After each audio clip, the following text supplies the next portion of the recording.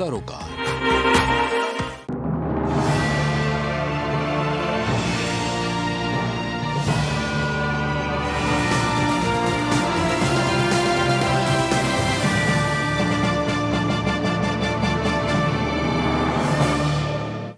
नमस्कार, आप देख रहे हैं प्राइम टीवी और मैं हूं आपके साथ मुस्कान अजमानी। बुलेटिन की शुरुआत इस वक्त की बड़ी खबर से होगी, जहां योगी कैबिनेट की एक बड़ी बैठक हुई है। योगी कैबिनेट की बड़ी बैठक हुई है। बैठक के बाद कैबिनेट की प्रेस ब्रीफिंग भी हुई है और बैठक में कुल 16 प्रस्ताव ऐसे हैं जिस पर मुहर लगाई गई है। धान खरीद प्रस्ताव नीति पर मुहर लगी है। साथ ही बुंदेलखंड विकास प्राधिकरण को भी मंजूरी दी गई है। 14 शहरों में 740 AC इलेक्ट्रिक बसें चलेंगी। तो बैठक में कुल 16 प्रस्ताव ऐसे हैं जिस पर मुहर लगाई गई है। धान खरीद प्रस्ताव नीति पर भी कैबिनेट बैठक में मुहर लगाई गई है। साथ ही बता दें कि सीएम योगी आदित्यनाथ की अध्यक्षता में यूपी सरकार की ये कैबिनेट बैठक हुई थी, जहां कुल 16 प्रस्ताव ऐसे हैं जिस पर मुहर लगाई गई है।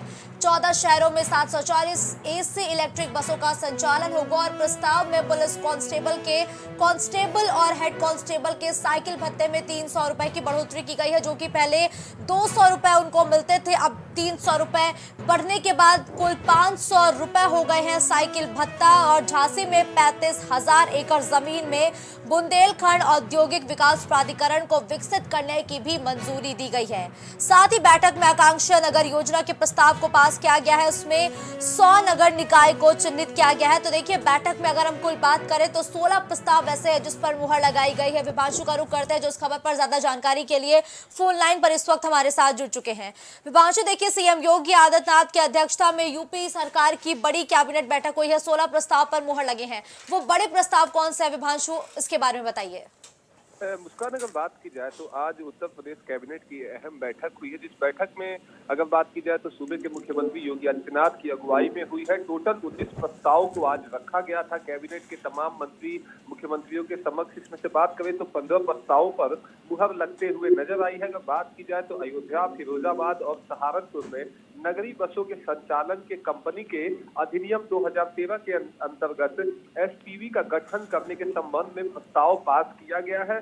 साथ ही अगर बात की जाए तो यूपी के CM सिटी कहे जाने वाले गोरखपुर में यूपी विशेष सुरक्षा बल दूसरी वाहिनी का स्थापना हेतु आवासीय और अनावासीय भवनों के निर्माण कार्यों की स्वीकृति का संबंध प्रस्ताव हुआ। यानी कि उत्तर प्रदेश के आखिरी जिले से पहले आने वाले CM सिटी गोरखपुर के अंदर में यूपी पुलिस के एक सुरक्षा बल की दूसरी वाहिनी का स्थापना का स्वीकृति मिल गया है।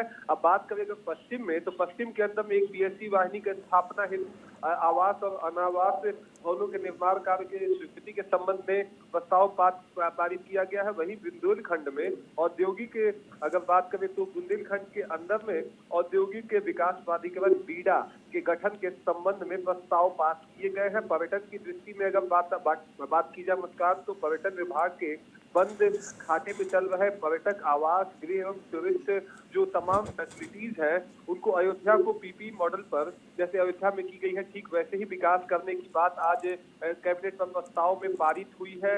वहीं अगर बात की जाए तो संबल की पुलिस लाइन के अंदर में जो तमाम भवन है, उनको निर्माण कार्य को लेकर स्वीकृति मिली है। अगर बात की जाए तो लखनऊ के अंदर में वीरांगना उदा देवी महिला पुलिस बटालियन की स्थापना हेतु आवासीय और अनावासीय भवन के निर्माण कार्य की स्वीकृति के संबंध में भी कहीं ना कहीं एक प्रस्ताव को मुहर लगी है। लखनऊ में यूपी विशेष सुरक्षा बल मुख्यालय एवं प्रथम वाहिनी विशेष सुरक्षा की स्थापना हेतु आवासीय अनावासीय दोनों जो आवास यानी कि रेजिडेंस और नॉन रेजिडेंस दोनों भवनों के निर्माण को लेकर स्वीकृति पास हुई है। अगर बात की जाए तो किसानों के लिए कहीं ना कहीं खरीफ फसल के विपणन को वर्ष 2023 में मूल्य समर्थन योजना के अंतर्गत धान क्रय नीति के संबंध में पास हुए हैं प्रस्ताव। इससे साफ ठीक है। देखिए विभांशु, यानी कि अगर हम बात करें तो कुल 16 प्रस्ताव ऐसे हैं जो पास हुए हैं।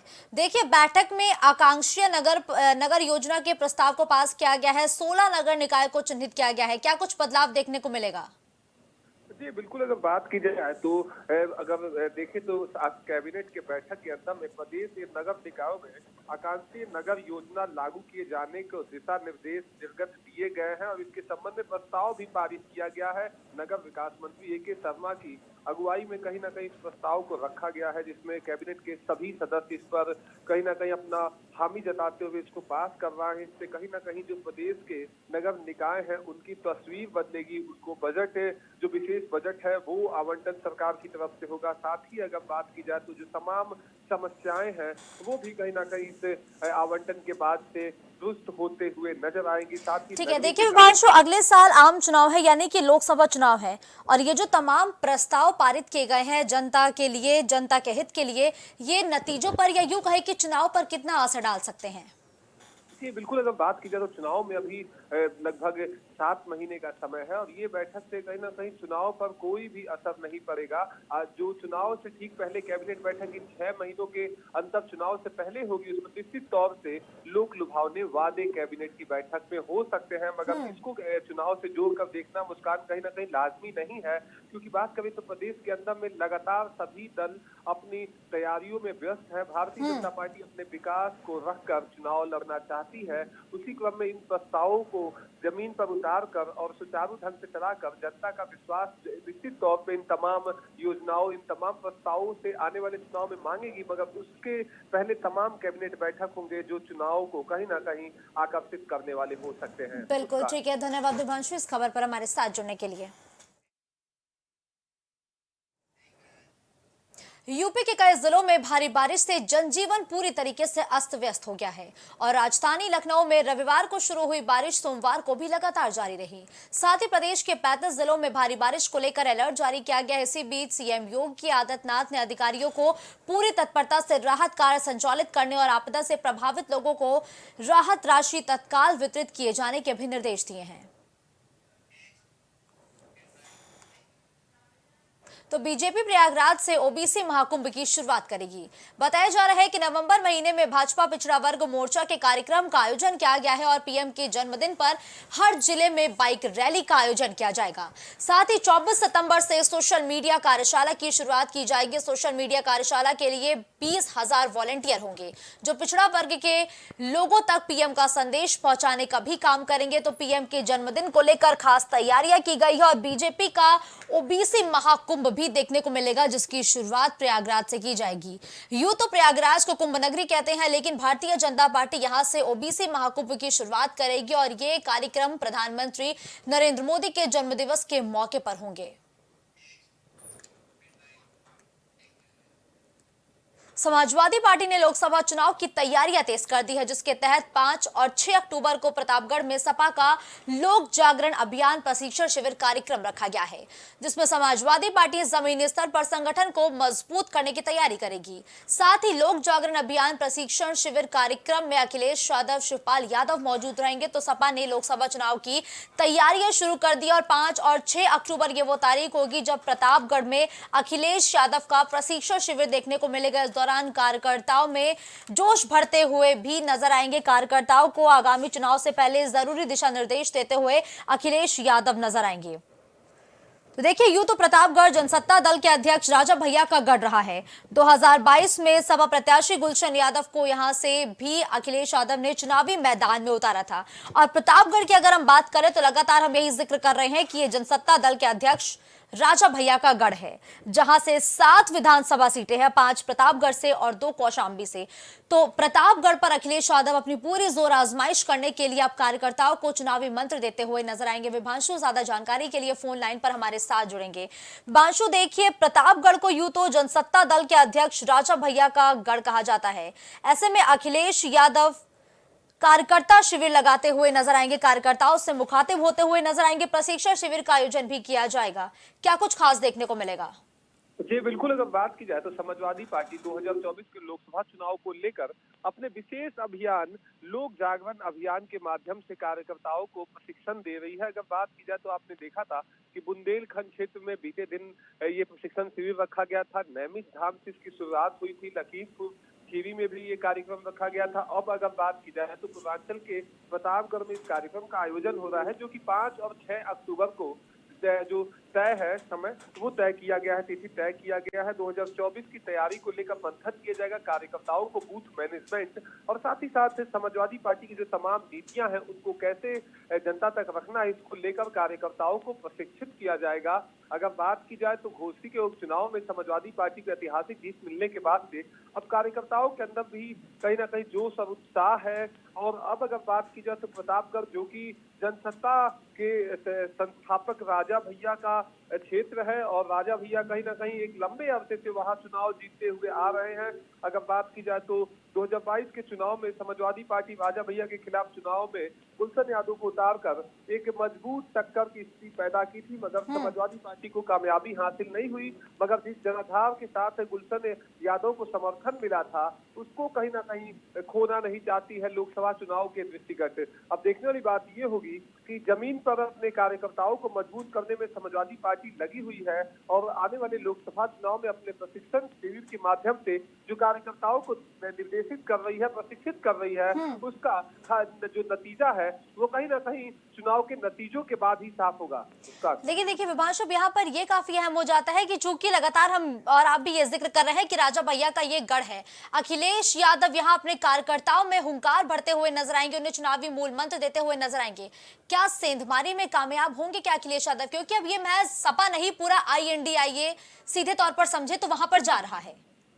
जी बिल्कुल मुस्कान, अगर बात की जाए पक्ष हो या विपक्ष, दोनों तरफ से मिशन डिमोलिश के तहत लगातार अनेक नेताओं को क्षेत्र के अपने साथ लाने की जो कवायद है वो तेज हो गई है, चाहे बीजेपी हो चाहे उत्तर प्रदेश के अंदर में समाजवादी पार्टी हो। अगर बात करें तो शिवपाल सिंह यादव के पार्टी के में वापसी के बाद से, मैनपुरी के बाद से सपा को घोसी में जीत हासिल हुई और प्रशिक्षण शिविर में शिवपाल यादव कहीं ना कहीं मोर्चा संभाल रहे हैं, तो निश्चित तौर पे समाजवादी पार्टी तमाम तेजमारी भी करेगी और अगर बात करें तो अपने रूठे हुए कार्यकर्ताओं को एक मंच पर लाकर उन्हें मान सम्मान भी देगी। अब देखने वाली बात ये भी होगी कि भारतीय जनता पार्टी जहां एक तरफ मेरी माटी मेरा देश अभियान के माध्यम से कार्यकर्ताओं के अंदर एक जोश और उत्साह भर रही है, वहीं समाजवादी पार्टी हर महीने में 2 जिलों में अपने लोक जागरण यात्रा प्रशिक्षण शिविर के माध्यम से कार्यकर्ताओं के अंदर हुंकार भर रही है। कितना सफल होगी वो निश्चित तौर से चुनावी नतीजों के बाद साफ होगा, क्योंकि उत्तर प्रदेश में अगर देखा जाए तो अब चुनाव लंबे अरसे के बाद यानी कि लोकसभा चुनाव में ही होने हैं। बिल्कुल ठीक है, धन्यवाद विभांशु इस खबर पर हमारे साथ जुड़ने के लिए। यूपी के 240 मदरसे ऐसे हैं जिनकी मान्यता अब खत्म कर दी जाएगी। जिला अल्पसंख्यक कल्याण अधिकारियों ने यूपी मदरसा शिक्षा परिषद को ये सूची भेज दी है।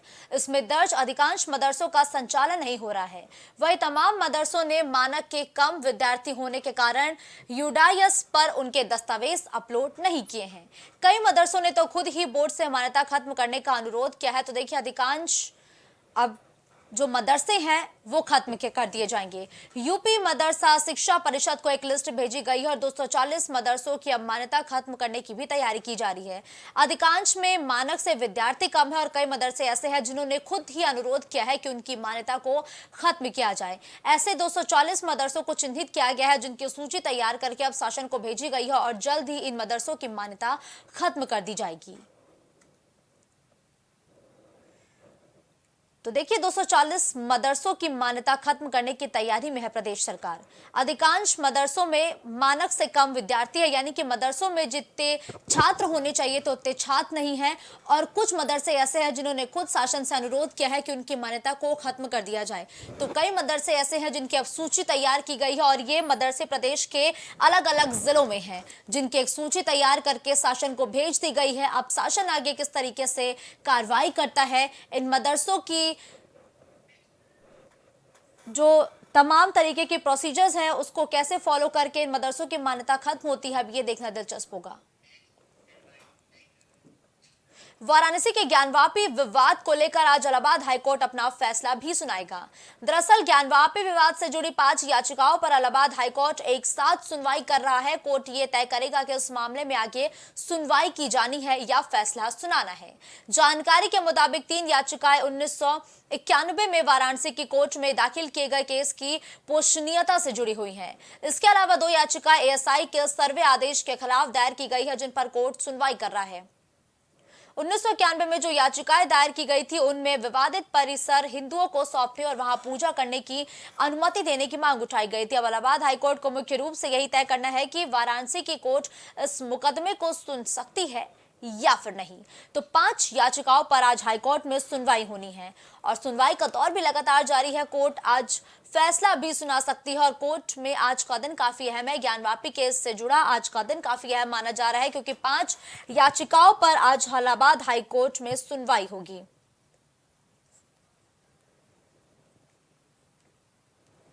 तो देखिए, इलाहाबाद हाईकोर्ट आज ज्ञानवापी मामले से जुड़ी 5 याचिकाओं पर सुनवाई करता हुआ नजर आएगा और वाराणसी की कोर्ट इस मुकदमे को सुन सकती है या फिर नहीं। आज उस मसले पर भी एक बड़ा फैसला आ सकता है और आज इसी मसले पर लगातार इलाहाबाद हाईकोर्ट सुनवाई कर रहा है। तो 5 अलग अलग याचिकाएं हैं जिस पर आज इलाहाबाद हाईकोर्ट फैसला कर सकता है। तो ज्ञानवापी केस में आज का दिन काफी अहम माना जा रहा है क्योंकि आज एक साथ 5 याचिकाओं पर इलाहाबाद हाईकोर्ट सुनवाई कर रहा है और साथ ही आज उम्मीद ये है कि फैसला भी आ सकता है।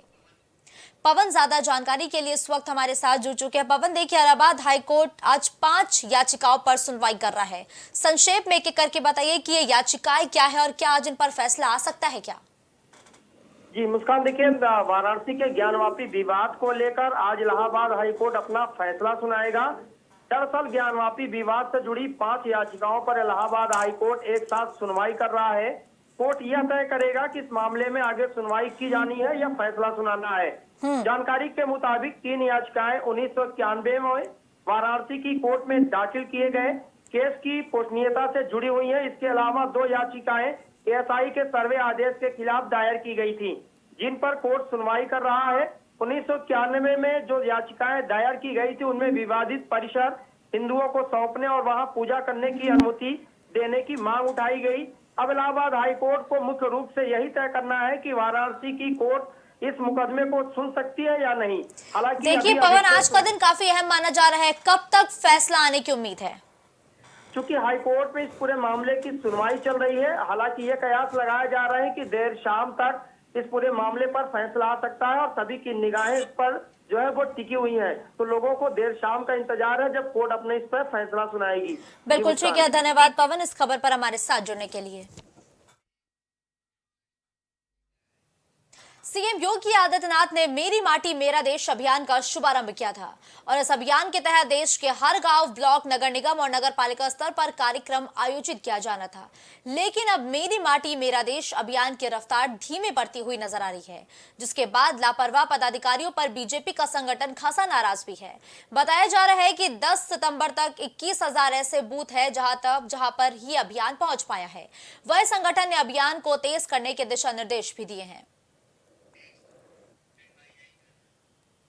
अब खबर अलीगढ़ से है, जहां कांग्रेस के पूर्व दर्जा प्राप्त राज्य मंत्री शौर्याज जीवन के बेटे पूर्व विधानसभा प्रत्याशी राजेश राज जीवन के बयान वाला वीडियो सोशल मीडिया पर जमकर वायरल हो रहा है, जिसमें वो कह रहे हैं कि भाजपा ही एकमात्र पार्टी है जो भारत को जोड़ने का काम कर रही है।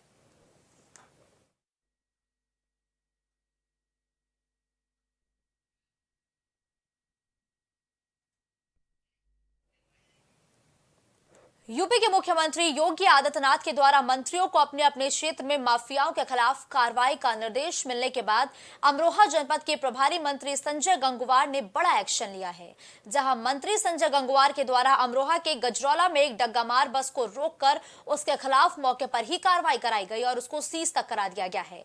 वहीं उन्होंने कहा कि जानवर की तरह बस में सवारियों को भरा गया था और पूछताछ करने पर पता लगा कि ये बस अवैध तरीके से संचालित की जा रही थी।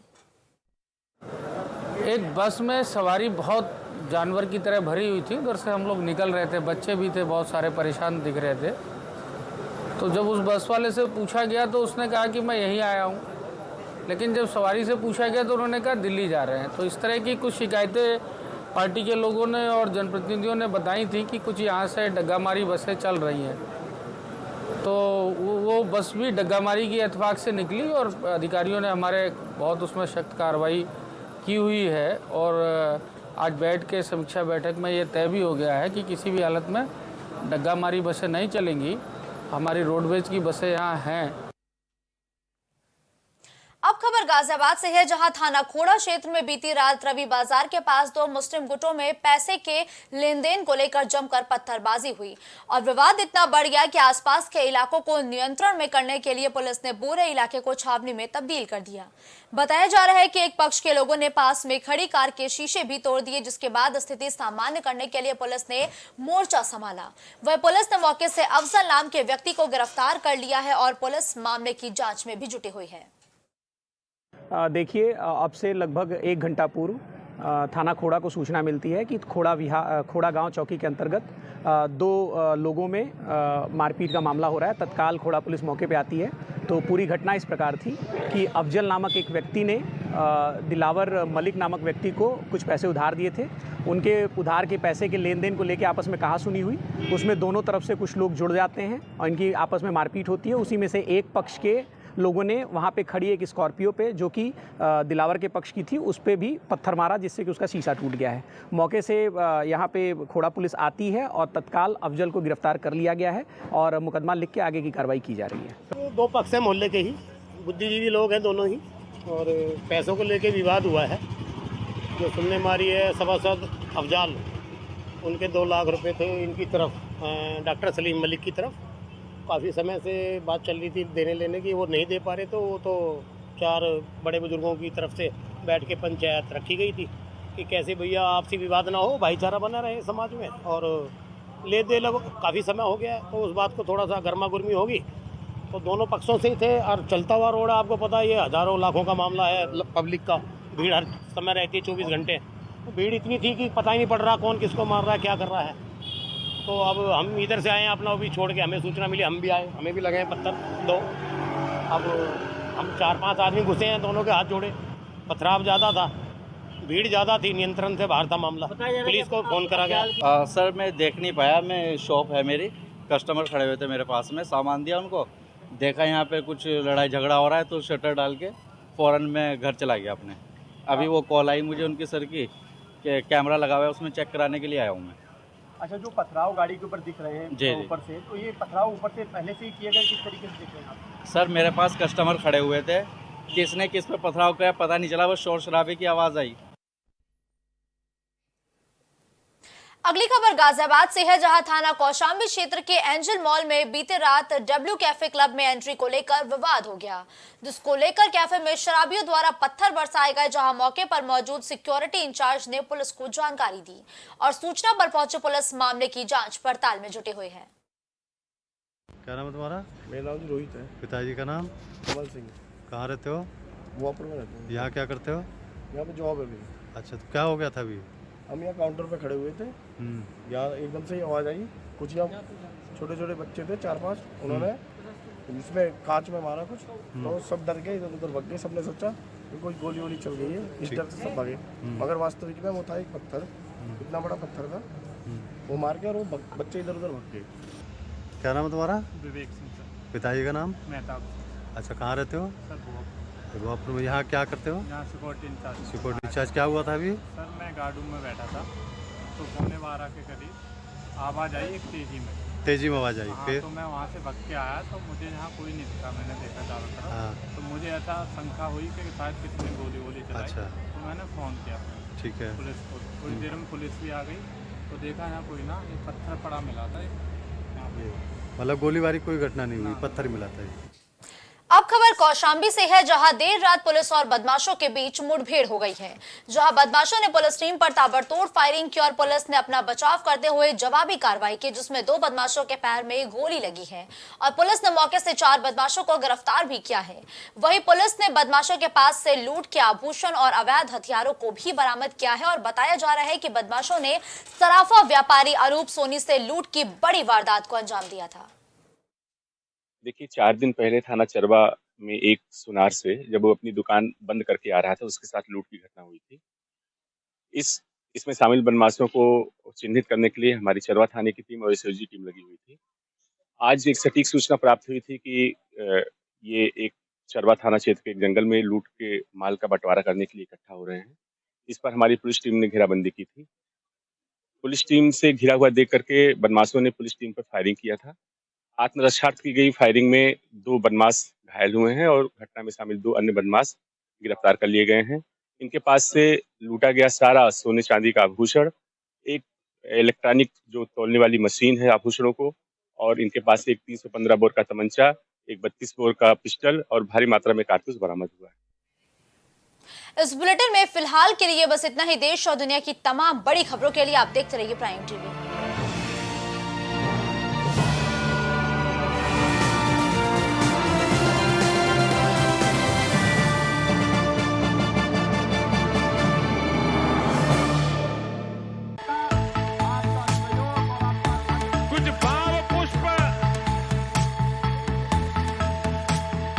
आप देख रहे हैं प्राइम टीवी, सच साहस सरोकार।